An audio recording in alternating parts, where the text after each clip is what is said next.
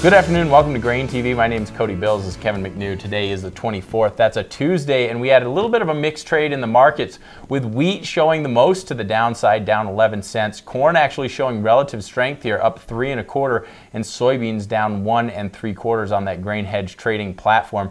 Kevin, we were talking a little bit about wheat yesterday. It shed some significant amount here. What's the reason behind that? Yeah, Cody, we talked about it yesterday that we thought that the wheat market might be in for a correction after Monday's rally, and we did get it today. A lot of that, I think, was driven by improved crop conditions in the southern plains. We got Monday's crop condition reports for Kansas, Texas, and Oklahoma. 2 of those 3 states saw very good improvements. Texas up 4% and good to excellent. Kansas was unchanged, but Oklahoma was up 4% as well. So those key hard red winter states saw improved conditions.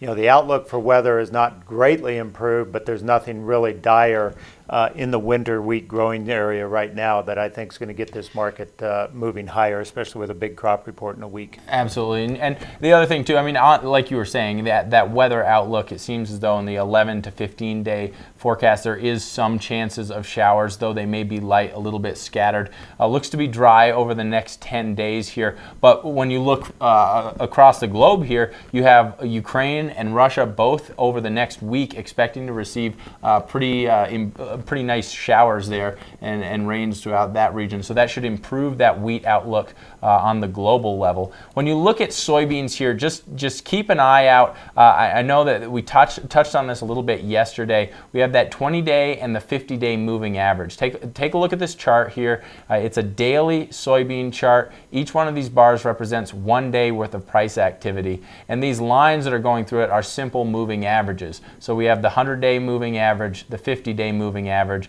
and of course the 20-day moving average in there. And the ones I'm talking about are the 20 and the 50-day. They kind of run together. When you get this convergence of indicators at a certain price level, it adds a little bit of potency to that as a resistance level. We saw it yesterday during the trade when prices got up to around that level and then sold off to the middle of the range near the close. It seems as though soybeans aren't ready to really turn over and start moving lower. It seems as though today we tried to move lower, couldn't do it, kind of closed up near the highs of the day. I wouldn't be surprised if we kind of chop around this level, maybe retest this resistance. But until that resistance is broken, I don't see a whole lot of threat to the upside. Right, Cody, we did see a little bit of basis strength in the soy plants today.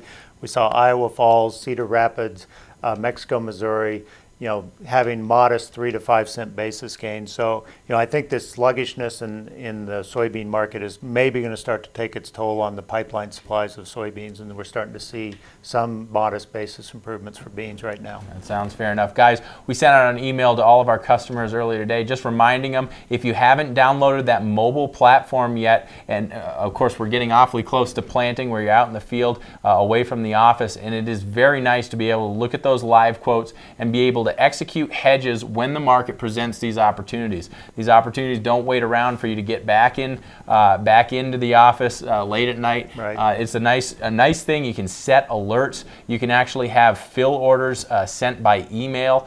So there's a number of tools over here that help you stay on top of the markets here, even when you're out of the office and you're in the planters. Other than that, guys, thanks a lot for tuning in. If you have any questions, give us a call at 877-472-4607.